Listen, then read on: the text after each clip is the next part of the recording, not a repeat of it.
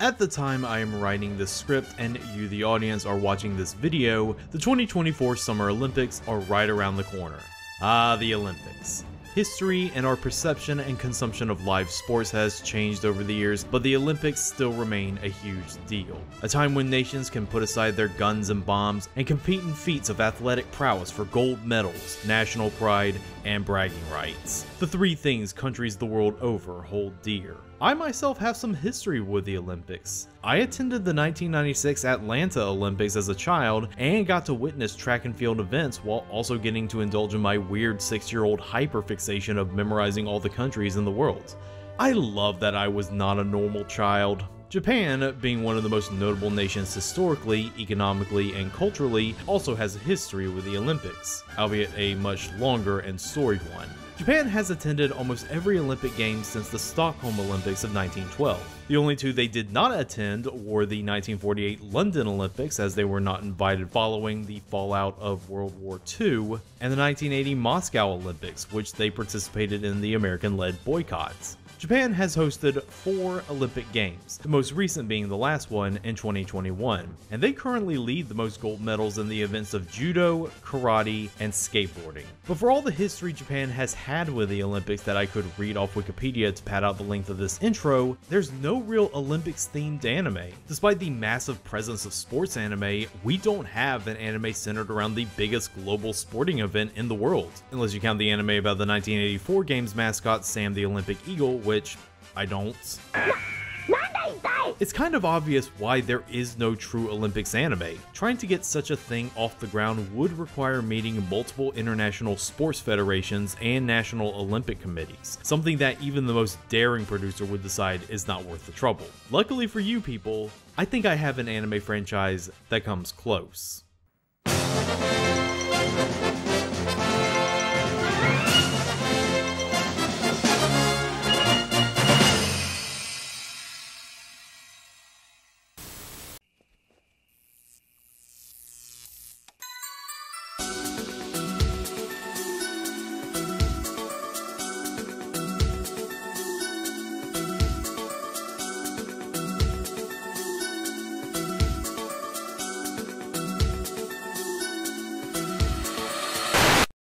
Kyoto Video.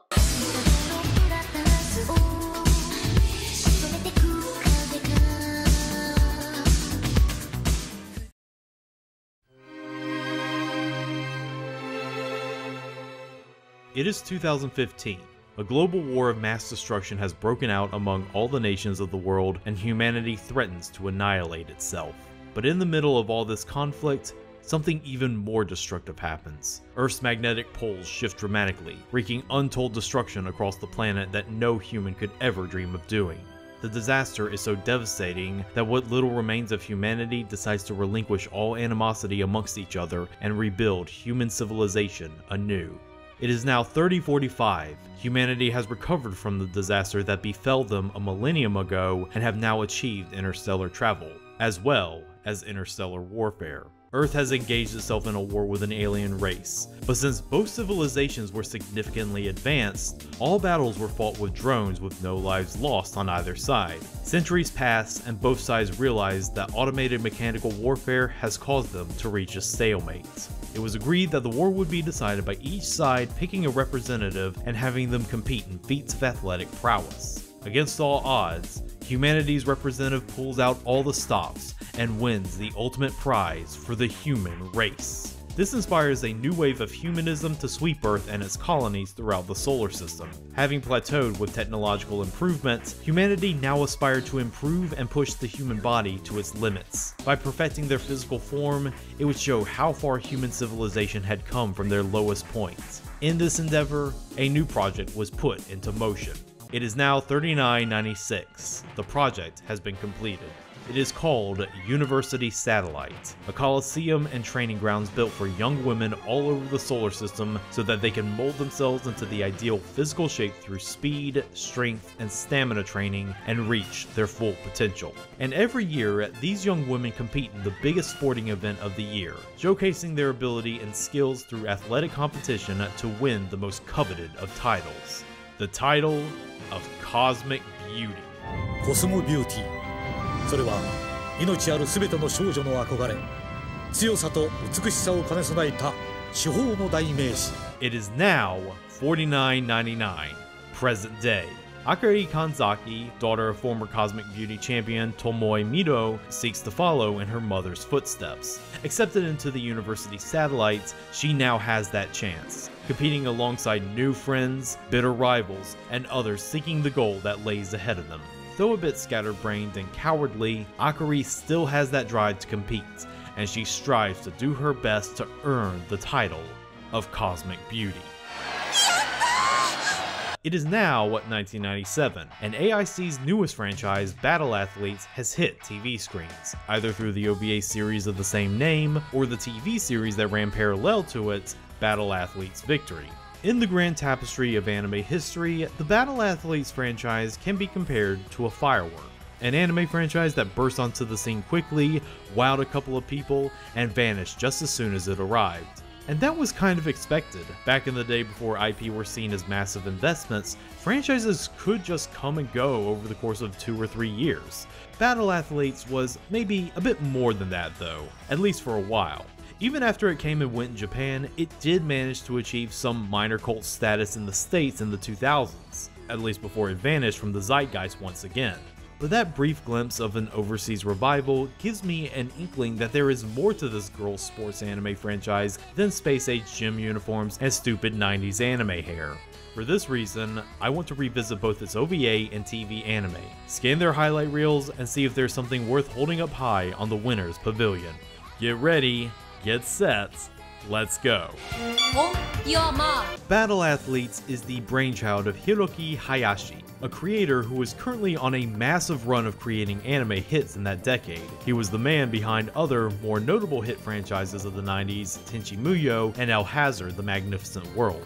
It's unknown exactly what inspired Battle Athletes to come into being, as I couldn't find any translated interviews. But I do have a hunch. This is a series meant to offer the world a group of cute bishoujo girls to sell art and figures of, an easy moneymaker if there ever was one. Hayashi could do this concept in his sleep. So he and his team at AIC brought this concept into the world via a Sega Saturn game. 北海道阿寒地区女子高校神崎あかり。 On November 8th, 1995, the name Battle Athletes Daion Tokai first appeared in Sega Saturn magazine's new release titles, but it wouldn't be until June of next year that people finally got to get a good look at what the new game was going to be. Battle Athletes the game is a raising project for Akari. The goal is to act as coach to her so that she can train to be Cosmic Beauty like her mother before her, all while under the watchful and helpful eye of her headmaster, Grant Oldman. We're also introduced to Akari's friends and friendly competition, each of whom represents a different country from around the globe. Jesse Gertlin from America, Ayla Veveska Rosnovsky from Russia, Lingfa Wang from China, and Tanya Nadipadad from South Africa. When the game launched in the December of 1996, it got solid reviews from the press, but to AIC, the game was merely the starting pistol for their project of 1997. Battle Athletes was never meant to be just a game. It was going to be a manga series, a light novel series, and, most relevant to this video, 2 anime series. Let's start with the first.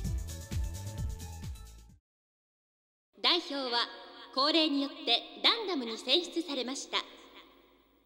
名前を呼ばれた生徒は速やかに前へ出てください。誰だろう。神崎あかり、前へ。First released on May 25th, 1997, the 6-episode Battle Athletes OVA has the entire setup I explained in the beginning, and the story begins with main character Akari being accepted into the university satellite and getting her chance to achieve her dream of becoming Cosmic Beauty. Akari as a protagonist is pretty standard for this brand of anime. She's a plucky girl with a can-do attitude and a drive to always be pushing herself, with her only flaw being her absent-minded nature.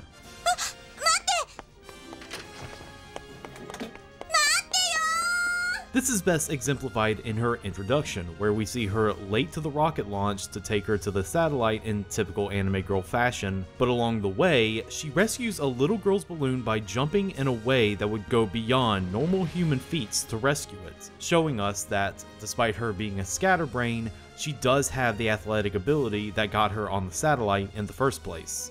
She's not going alone, as she is also joined by her fellow video game castmates, Jessie and Tanya, Ayla and Ling Fa being absent in this telling. Jessie basically is a nice girl who mostly serves as the know-it-all explaining the ins and outs of the university satellite to a clueless Akari. 他からの入学ロケットね。ぶつかっちゃうぞ。大丈夫よ。ほら。 Tanya is the lighthearted comic relief of the anime, her athletic prowess stemming from her borderline feral nature that came from living life on the savannah. And yes, while she is cute, having the sole African representation be a girl who runs on all fours, makes cat noises, and only seems to care about when her next meal or nap is gonna be, does come with unavoidable baggage. どうだ、似合うか？って何破いてるのよ。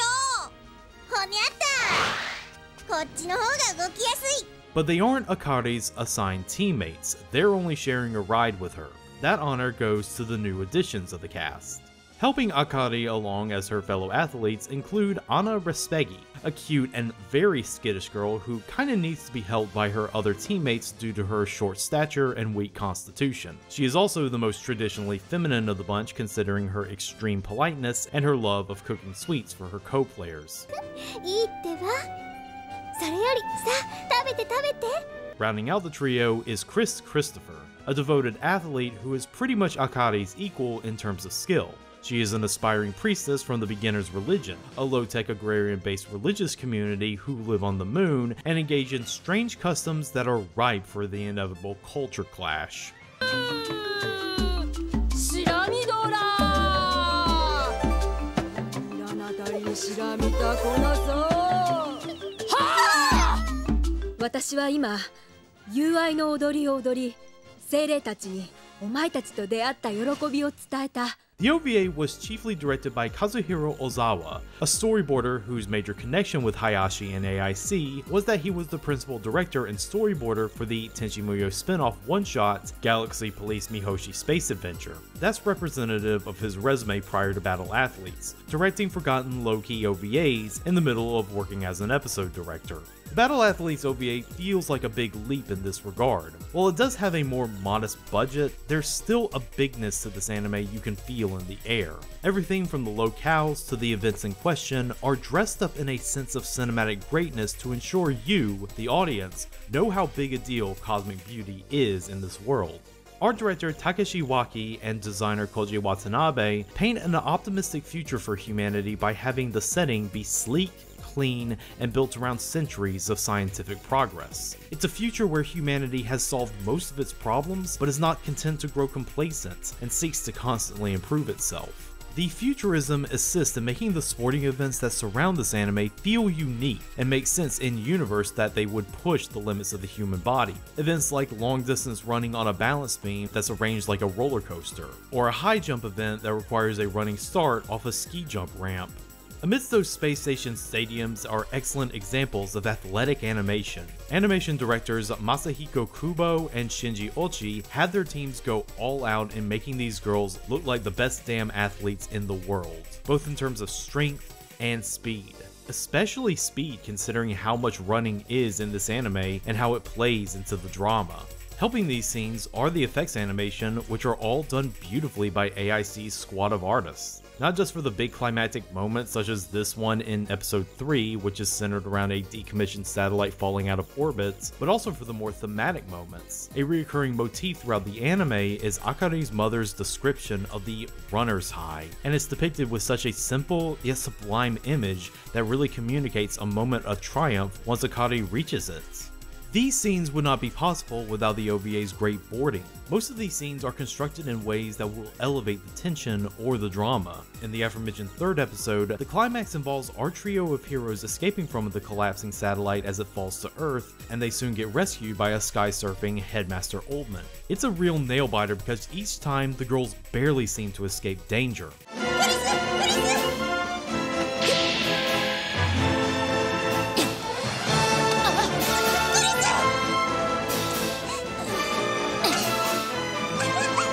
If I can compare Battle Athletes to any other anime, the most likely comparison would be Gunbuster. It's a similarly big cinematic OVA where a plucky go-getter girl rises through the ranks and achieves her dreams against all odds in a space-age future. Only this time, giant alien bugs aren't involved. The analogy becomes more apt when you know that Gunbuster was built as a throwback to old female-led sports anime dramas of the 60s and 70s, anime like Attack No. 1 or Aim for the Ace. Battle Athletes appears to be doing something similar.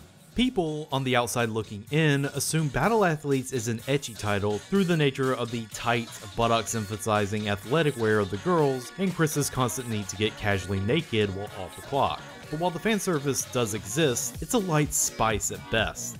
The true meat of the Battle Athletes OVA is competition and the drama therein. The crux of Akari's struggle in the OVA is that, despite being good enough to get on the satellite in the first place, it doesn't change that there are several people on there that are way better than her. She is now a regular fish in a big pond. This gap in talent is personified in the character of Larry Feldonado. She is the winner of Cosmic Beauty twice in a row, and she is clearly aiming for a third. Her introduction shows Akari how far she needs to go when Laurie almost beats her mother's record sprint while operating under heavier gravity. Laurie is the biggest wall Akari will need to overcome to reach the top. She is not, however, the main antagonist. That honor goes to the character Miranda Acavaldor, aka one of the evilest rival characters sports anime ever spawned.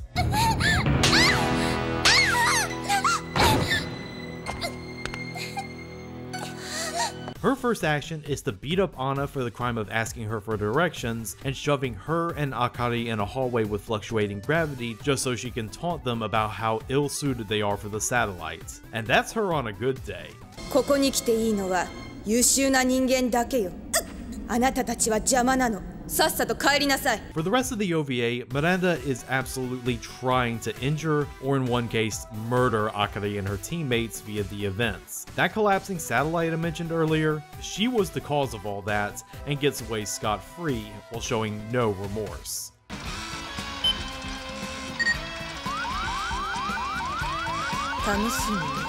What is this bitch's damage?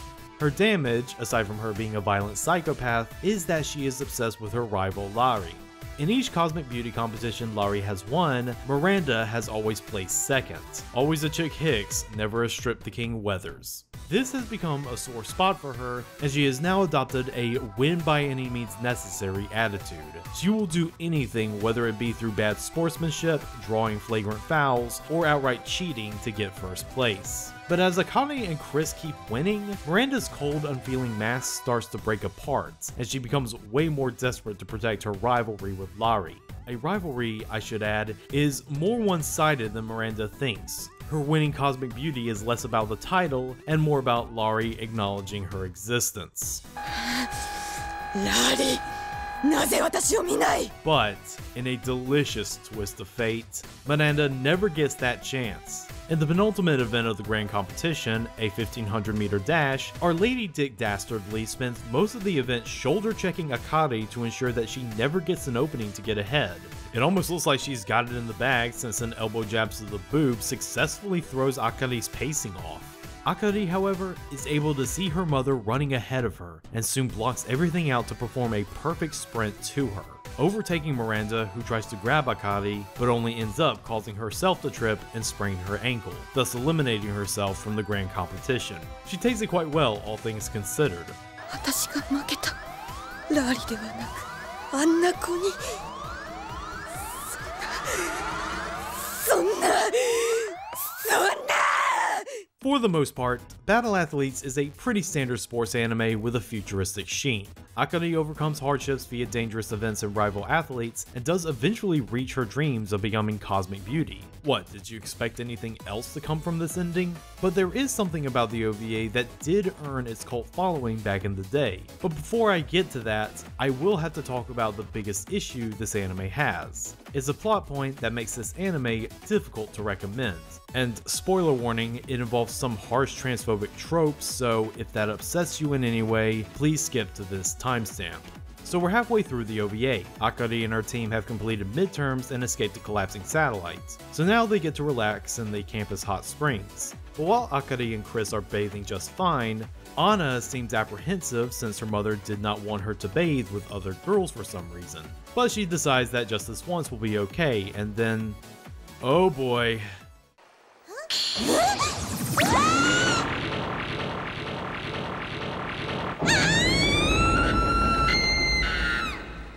Yep, Anna is packing down there.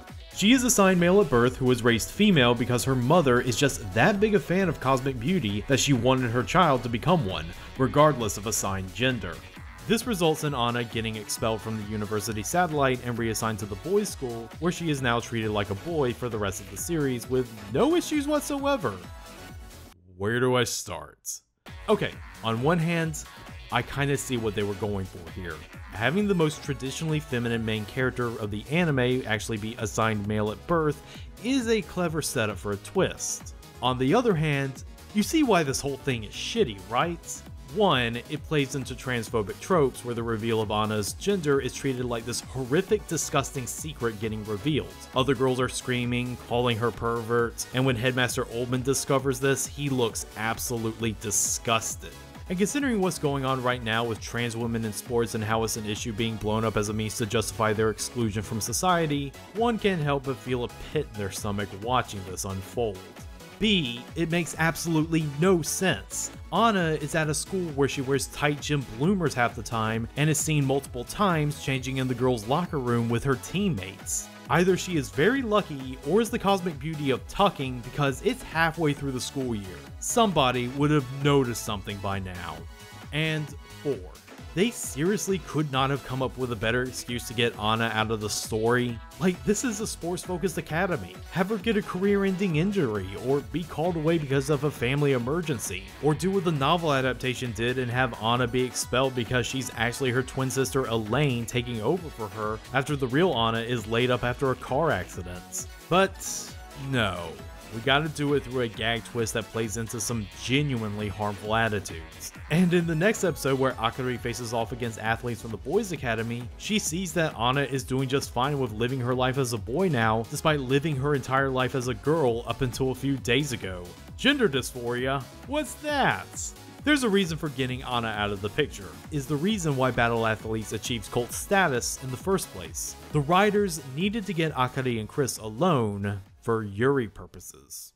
Once Anna is out of the picture, there's no replacement for her, so Akari and Chris have to team up with each other extra hard to make up the difference. This in turn leads to feelings beginning to blossom between the two girls. クリス、あかりちゃんのことお願いね。もちろんだ。By the time the grand competition rolls around, Akari and Chris are starting to slowly become more honest with their feelings. Even though they are now competing against each other on this grand stage, they are now cheering each other on, because what both of them want to do is to race the other in the finals. Not to win against each other, but solely for the joy of getting to run together. クリス、楽しそうだね。ああ、人生で最高の時だ。 Tragedy strikes, however, when, in the final race between Akari, Chris, and Larry, a vengeful Miranda breaks into the control room and turns up the gravity to Chris's lane to its highest level, causing Chris to have a massively scary wipeout. All just because Miranda thinks she's the only one worthy of racing against Larry. 私たちの邪魔をする奴はみんなこうなるね。そうね、ラー。 This stunt gets Miranda expelled with extreme prejudice, but it's too little too late. Chris is out for the count, and the final event now must come down to Akari and Larry. But with some supportive words from Chris, あかり、もう一度走れ。私への同情も母君への思いも置いて、自分のために走ってみろ。 Akari manages to break on through and handily beats Larry by achieving her mother's runner's high and breaks her record, finally achieving what she set out to do in the first place. Akari, however, cannot enjoy her victory because it turns out Chris is retiring from running altogether. Not for her injury though, but because she made a promise to her parents that she would return to the moon to become a priestess after her first year on the satellite was up. And once she becomes a priestess, she can never leave the moon. So this is going to be the last time she and Akari will ever see each other again. Their final conversation with each other is genuinely touching. These two clearly see each other as more than just friends now. Even though they never got the chance to finish running with each other, they can at least part, knowing how important each of them meant to each other. ずっと一緒だと思ってたのに。泣くなあかり。どんなに離れていても私たちは友達だ。魂が結ばれていれば悲しむことはない。And they seal their farewell with a deep, long goodbye kiss. We cut to a few months later, where we see that Akari and Tanya have been chosen to represent Earth in the intergalactic competition to ring in the year 5000s. The final shot is Chris being on the moon, gazing out to the ship Akari's on. It's practically a dot in the vast expanse of space, but it feels like Akari is right there with her. The reason why Battle Athletes had such a cult following in the old days of American anime fandom was because this was most people's exposure to Yuri. Hell, it got mentioned in the gay interest magazine The Advocate the Yuri themes were so explicit. And yes, I am aware it's no longer Pride Month, but every month is Pride Month for some people. Battle Athletes the OVA is a pretty solid sports anime on top of being a pretty solid Yuri at the same time. It's got heart, some great 90s OVA animation, and you do feel like the sports-driven romance between our two leads bloom into something special. That being said, I find it hard to actually recommend to people. Even with all the unpleasantness involving Anna, a lot of the OVA's writing feels half-complete. Even with 6 episodes, it still feels like they're rushing trying to establish everything before the big competition, and it comes at the expense of a lot of potential depth this anime would have had. Aside from Akari and Chris, the rest of the cast feels too shallow. Miranda never evolves past a generic sports movie bully, and Laurie's only scene where she's not personified as an obstacle is at the end where she's genuinely saddened by her loss, and I feel like they could have done more with that. 負けたら悔しいの。むっちゃくちゃ悔しいし悲しいし。悔しいな。 Tanya, even for being a comedic relief, doesn't even get that much comedic moments, and her motivation that she's trying to impress her big brother feels tacked on at the last minute. And Jessie, well, she disappears full stop after the first episode. It's like she never existed in the first place. And while I'm talking about questionable character writing, did they really have to make Headmaster Oldman a Master Roshi-style pervert? All it does is undercut his gentle authority figure aura by implying that he got into the university satellite admin position for the wrong reasons. Something that also doesn't sit well with me thanks to recent events. 女子寮は男子禁制ですよ。お、確かにそうだったな。はて、なぜ私はここにいるんだろう。とぼけないでください。また新入生を覗きに来たんですね。In the end, the OVA feels more like a test pilot for the Battle Athletes concept than it does a true story. A foundation that can be built on, that can be improved, that can be a TV series.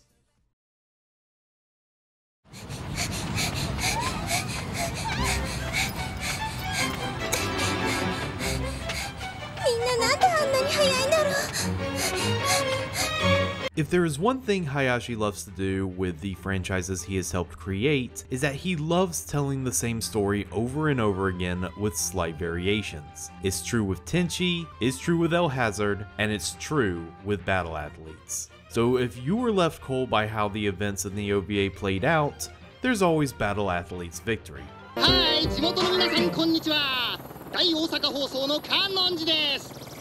私は南極の大学衛星進学訓練校に来ています。 Airing in the fall 1997 season on October 3rd, Victory is a 26-episode anime that aims to tell a more complete version of the OVA's story. It has a similar setup for how we got here, humanity rising from the ashes of their society after the poles shift, and expanding technology and space travel so much that focus has shifted to bodily improvement. It is $49.99 and Cosmic Beauty is still the dream all young girls aim for. But instead of starting off at the university satellite, we instead start off at the Antarctica school where prospective satellite students train for the chance to attend. And it is the first episode where we are introduced to our newly expanded cast. First is Ichino Yanagata, a spunky tomboy from Osaka whose pace is as fast as her blood is hot. She's a regular Rainbow Dash in that regard. 何しくさって。いっちゃの怒らせたら怖いねんで。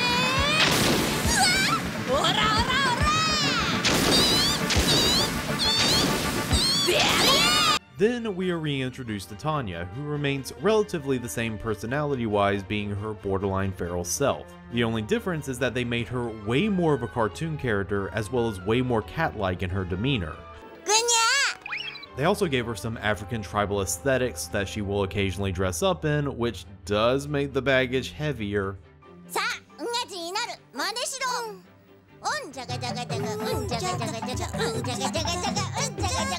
Next is Kowloon's own Ling Fa Wang. The granddaughter of one of the wealthiest men in China, Ling Fa is a snooty little cheat who genuinely thinks she can buy her way into the winner's circle, meaning that while she does have athletic prowess, especially in cycling, her specialty, she can't help but engage in some Wile E. Coyote bullshit.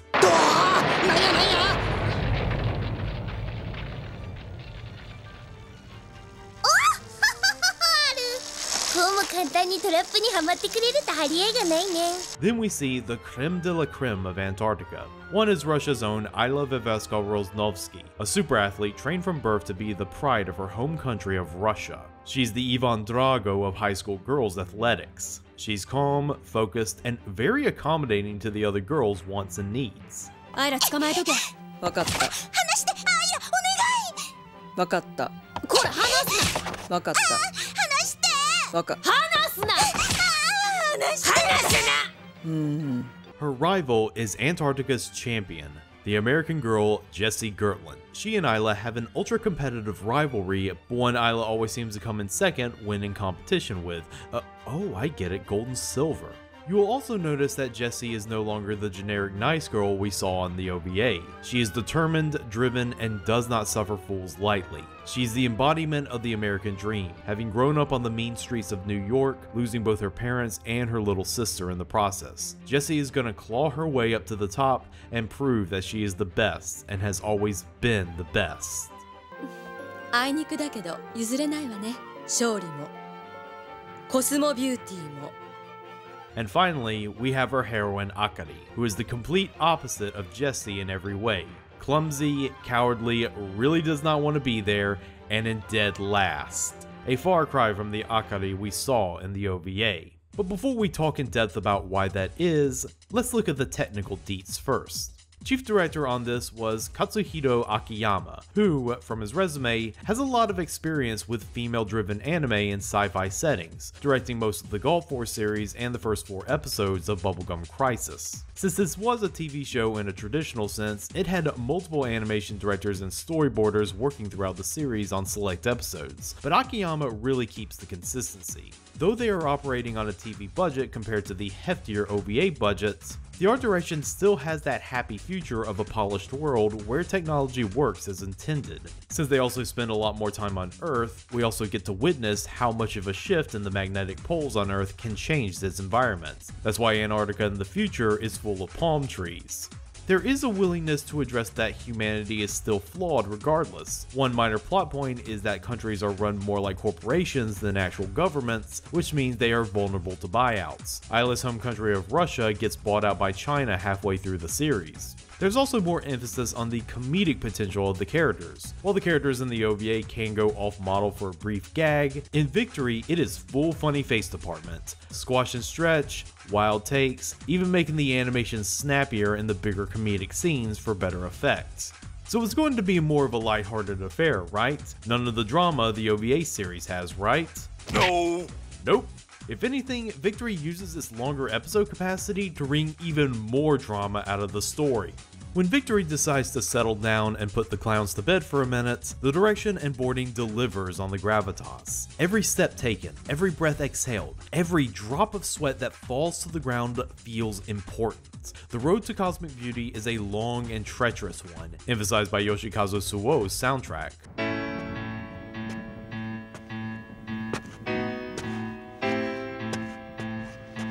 体は温まってる？大丈夫。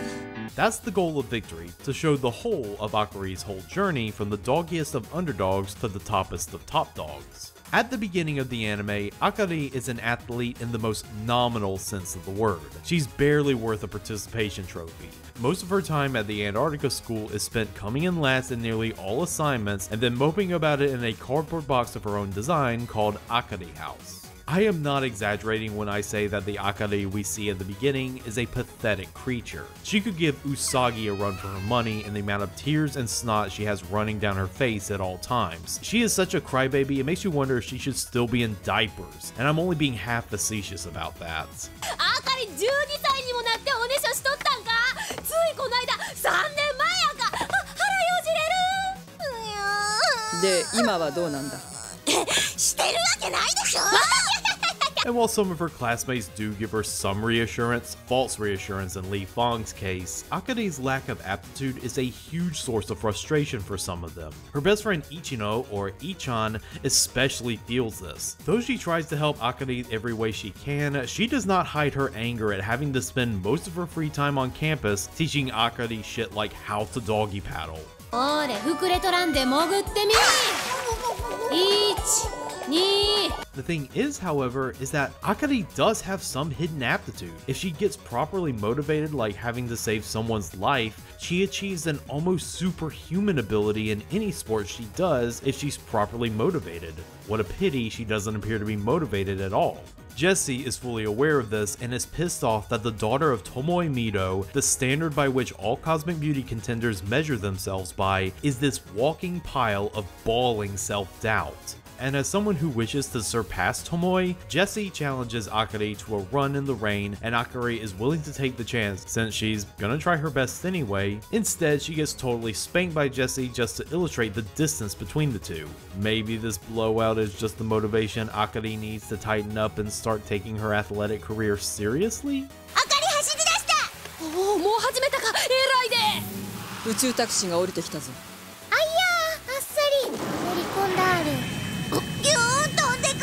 So now Ichan must chase Akari back to her home in the ass end of Hokkaido and try to convince her to come back. After some real tough love, we learn that Akari only wants to achieve cosmic beauty due to a promise she made with her mother on her deathbed. Her lack of confidence stems from her not having fully gotten over that. When she realizes that and has a more tender heart-to-heart with Ichan, she decides to go back to Antarctica with a newfound confidence. On top of that, she and Ichan make a pact to go to the satellite together and commemorate it by carving the promise in a tree. I smell more Yuri. なんかあいあい傘みたいやな。どうしてそういうこと言うの？恥ずかしくなっちゃうんでしょ。いっちゃんのバカ。 So Akari is more confident and is now excelling where she once failed. The drama is over, right? Ha!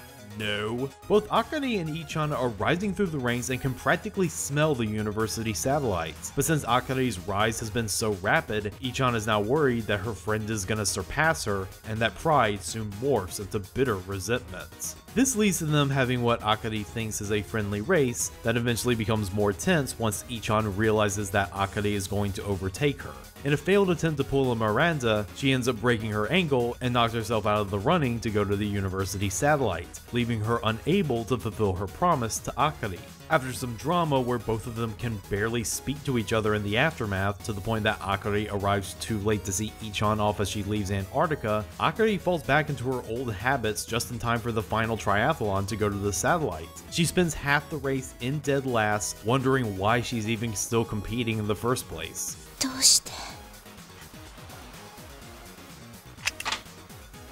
どうして私棄権しないんだろう。 Halfway through the bike section, however, she gets some unexpected support from the people of Ichan's hometown. That, combined with a brief message of support from her, assures Akari that Ichan forgives her, and wherever she is now, she wants her to make it to the satellite.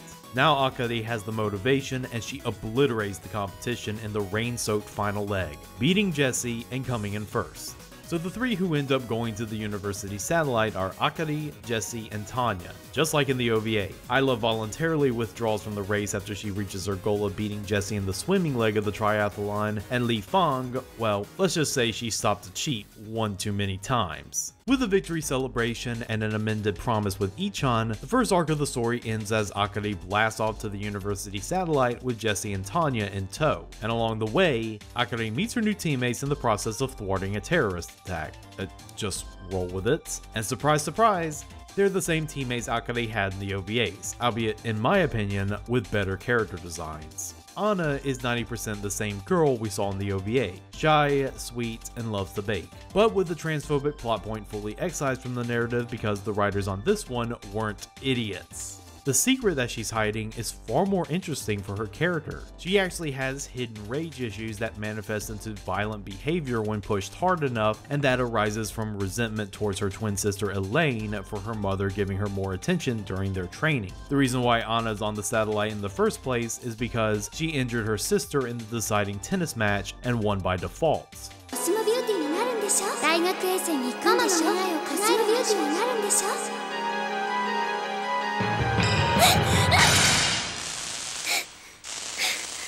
And then there's Chris, who is noticeably different.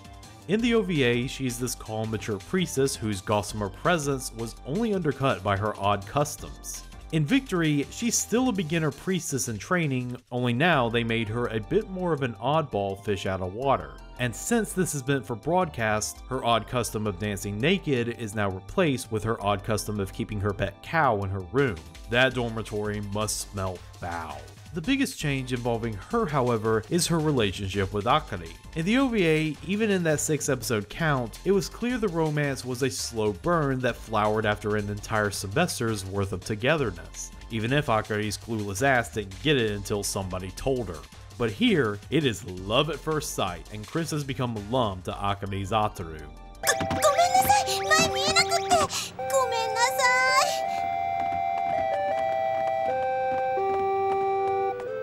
惚れた。 And very much unlike the OVA, Akari and her team lack any sort of synergy together. In each competition, they keep getting shellacked. Not helping are Anna's bad horoscopes reads and useless lucky charms, or Chris's boycotting of some events because they fall on the beginner Sabbath. So Akari House 2 is getting set up, and the three look to be at risk of getting kicked out. It's gonna take a miracle to whip these ladies into shape. A Mr. Miracle, as it were.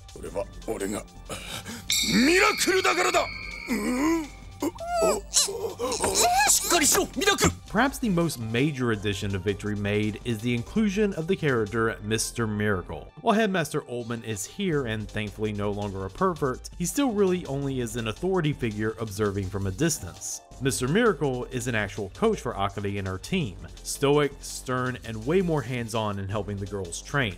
He also has a quirk where his body is so frail due to his insane training regimen that he is helped around by his physician Eric and eats chocolate bars throughout the day to maintain energy. Mr. Miracle's many methods of training the girls do come off as unorthodox, but by some miracle, they end up working. Oh, the girls can't function as a unit? Send them off for a day at the local mall to shop, and then trap them in a falling elevator so that they have to work as a team to escape.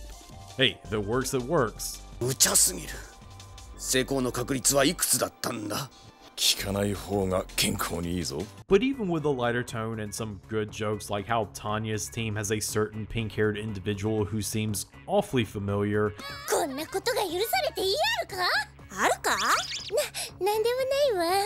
The sports drama is still present and hits harder than in the OVA because more time is given to flesh out the characters and the events in question. Akari almost loses out on getting to compete for Cosmic Beauty just because getting there requires eliminating Tanya from the running, and her guilt about that causes her to not play to her full strength. More importantly, we get more elaborations on Akari and Company's two biggest rivals, Larry and Miranda. Larry, being the Cosmic Beauty of last year, still is portrayed as the biggest obstacle that needs to be overcome for the satellite arc. Best exemplified by her creaming previous obstacle Jessie in a friendly 400-meter race so hard that she resigns from the satellite in shame and returns to Earth a broken woman. Typical American. But they also expand on what originally was just hinted at in the OVA. Larry is a being of pure technique. She's only that good through rigorous min-maxing of stats and analysis. Larry's a good athlete, but she has zero passion or drive behind her athleticism. 操作の進入角、反射角、ゴールを終着とするコース。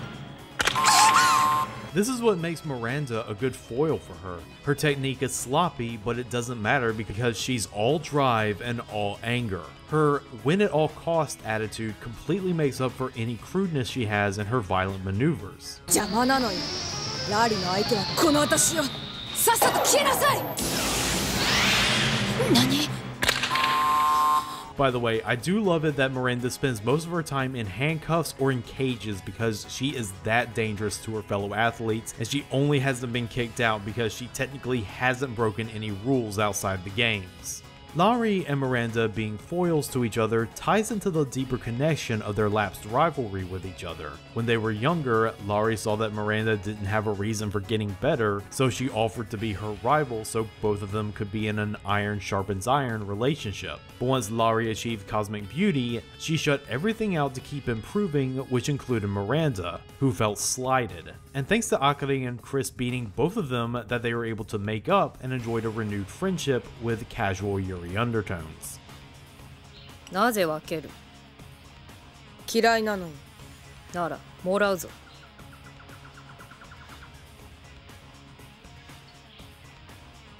なんだ？別に。Speaking of Yuri undertones, or overtones in this case, there's quite a bit in this. Sure, Chris's forwardness with Akari appears to be played more for laughs, and Akari is not really receptive to those advances, but it's only when victory goes on that the romantic friendship in quotes comes into focus. After the first round of the great competition, Mr. Miracle announces that he's going to focus his efforts entirely on Chris from here on out. And with Anna injured from her match with Miranda, that leaves Akari completely all by her lonesome. And it's made worse by Mr. Miracle's decree that Chris is not allowed to be in direct contact with Akari as she's the competition. 言ったはずだ。すべてのしがらみを断ち切れ。肉体を研ぎ澄ますことだけを考えろ。 With some difficulty, Akari is able to get her own training regimen started with the help of Tanya. But both her and Chris easily start missing each other. But thanks to some eavesdropping, both of them decide that they will reunite in the finals to compete for Cosmic Beauty, and that's what gets them motivated. They get so motivated that they beat Lauri and Miranda by achieving a psychic link with each other and hype each other up despite competing in two separate games. Absence really does make the Yuri grow stronger.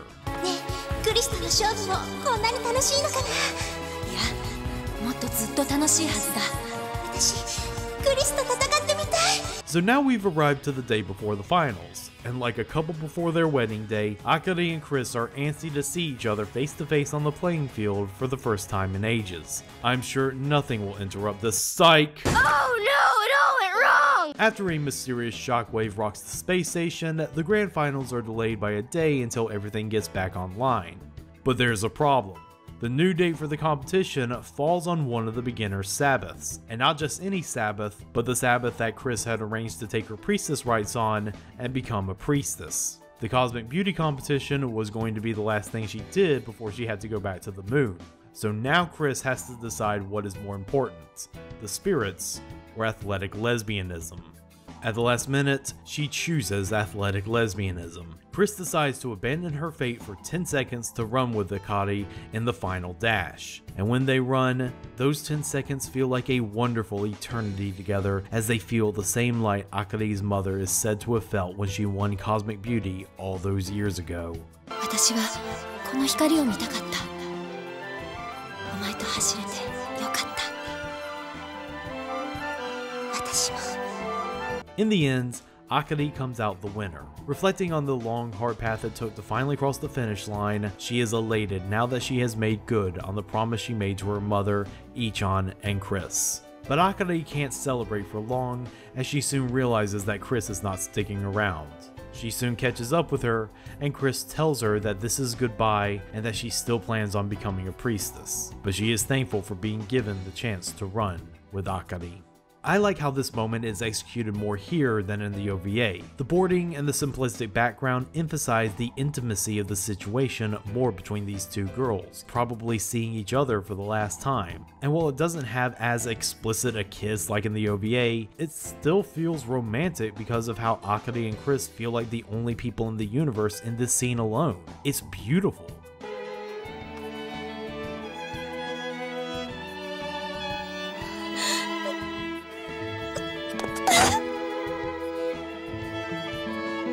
And that's Battle Athlete's victory. Though it ends on a bittersweet note, we can still feel happy for the long hard path Akari has taken to achieve her what? Hang on a second. There's 4 more episodes left. What could possibly happen after that? Wait, who's that?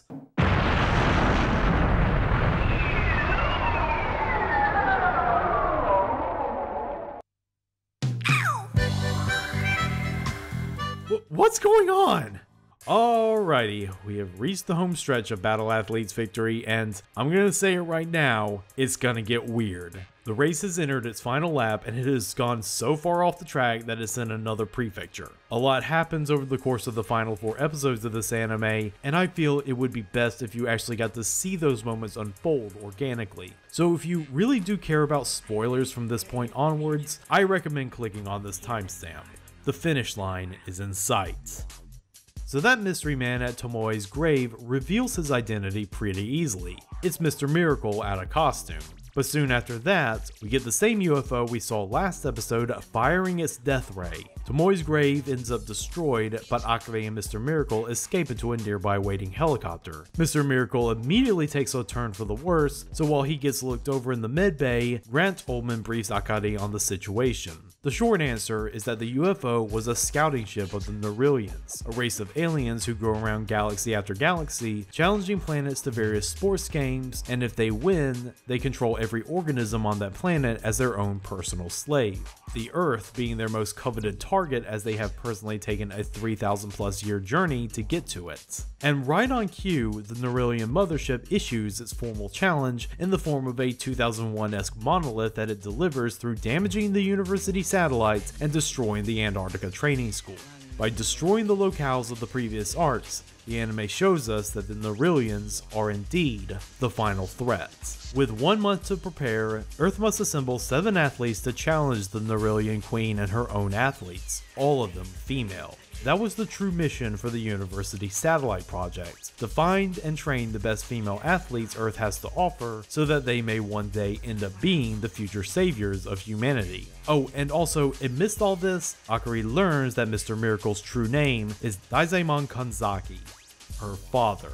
Yeah, this is a lot they drop on us in one episode, and I'm actually skipping over a few plot points in the name of brevity. I haven't gotten into details like the first Nerillian scout who issues the challenge 3,000 years ago was a fat nerd kept in the depths of Area 51, or how Grant Ullman is casually mentioned to be around 400 years old, or that the Nerillian scout caused the pole shift all those years ago simply because he was salty he lost against the first person he challenged to a race. But you know where all of this is going. Akari takes it upon herself to assemble all of her friends and rivals from both training school and the satellite. Ichan, Tanya, Miranda, Larry, Chris, who could no longer be a priestess because she renounced her fate, so she's free there, and finally, Jessie, which requires Akari and her to quash some old beasts first before she can join the others on their month-long Son Goku-style training regimen in the woods. Oh, and Anna is there as their resident cook / bench warmer.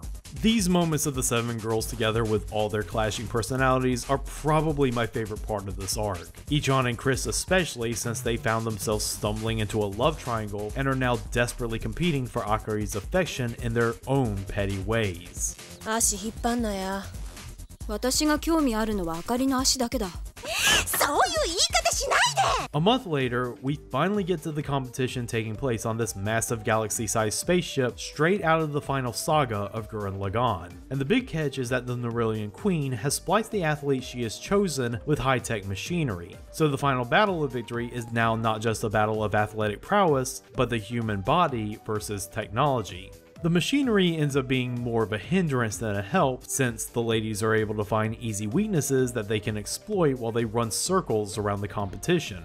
It looks to be a blowout at halftime, but the Nerillian Queen doesn't appear to be worried. On the contrary, she has an ace up her sleeve. For the final half, all the events will be done by the greatest athlete to have ever won the title of Cosmic Beauty, resurrected from the dead at the peak of her physical form. That's right, the final boss of Battle Athletes Victory is none other than Tomoe Mito. Akari will have to face off against her mother for the fate of the human race. Here's the catch though. Since it is Tomoe Mito in the peak of her physical condition, that means she'll be facing off against a 17-year-old version of her mother, who... あら、あなたね。私のことをおばはん呼ばわりしたのは。おばはんじゃないよ。お母さんって。私あんたみたいなでっかい子産んだ覚えはない。 Yeah, enjoy cleaning up the remains of the pedestal, ladies. お母さん。 Though she is the most obnoxious and sorest of winners, Tomoe didn't become the greatest cosmic beauty for nothing, and she easily whips everyone's behinds without breaking a sweat. It's all going to come down to a relay race where 4 girls will have to beat Tomoe alone, and to make things even more tense, Mr. Mystery can't help them since Eric reveals himself as a traitor who's been secretly poisoning his chocolate supply so that he could collapse at the specific moment. I told you a lot happens in this arc! With Jesse, Chris, Ichan, and Akari on their marks, the race begins. This final race is the true apex of victory. Because of how much is at stake and how long and hard the path it was to get to this point, every second of this race counts, and they all know it. You'll never guess that the part where a fatigued Ichan had to pass the baton to Akari was the moment that got me to sweat the most.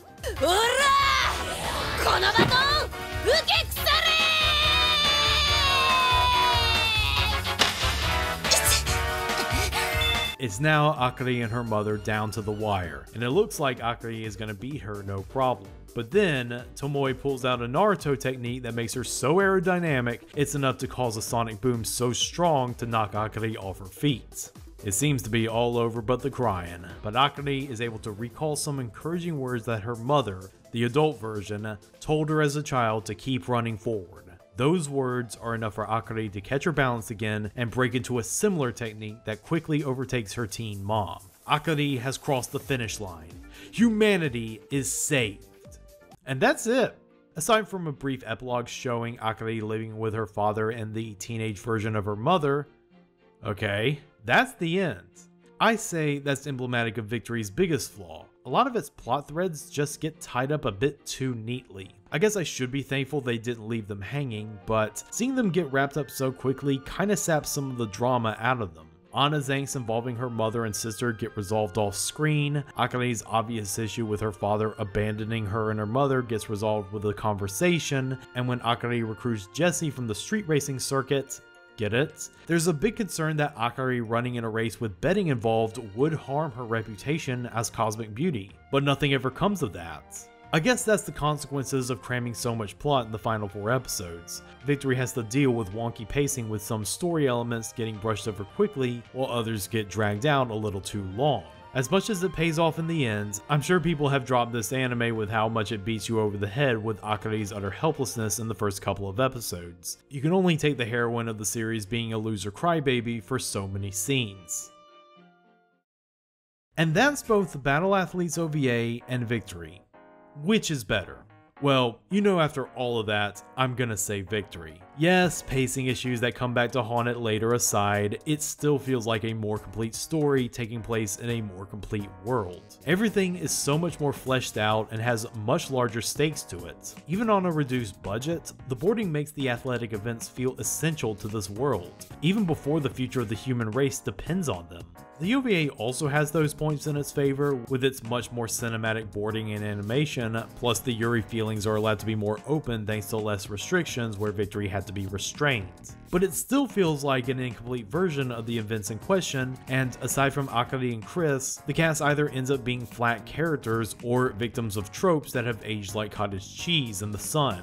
If you're interested in Battle Athletes, then Victory is the way to go. You can check out the OVA if curiosity demands it, but don't be too alarmed at its many stumbles. After a PS1 game with 3D graphics that was released in 1999, the Battle Athletes franchise went dormant once the new millennium hit.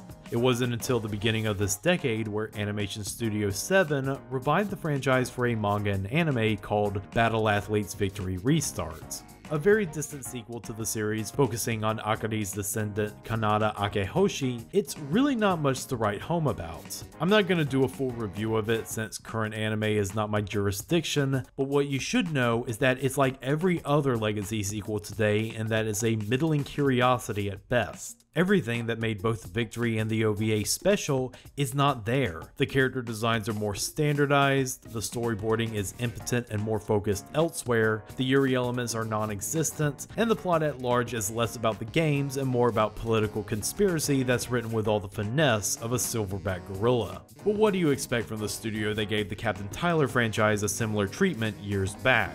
To be frank, Battle Athletes does not need to be this decade-spanning franchise. It already told the best version of the story it had, one that reached its absolute logical endpoint. Where else do you go from there? It's already got the gold medal. It has retired when it was on top. It can just exist as this short-lived anime series that gave the world plenty of sports drama, gym shorts, anime hair, and Yuri. You can never have enough Yuri.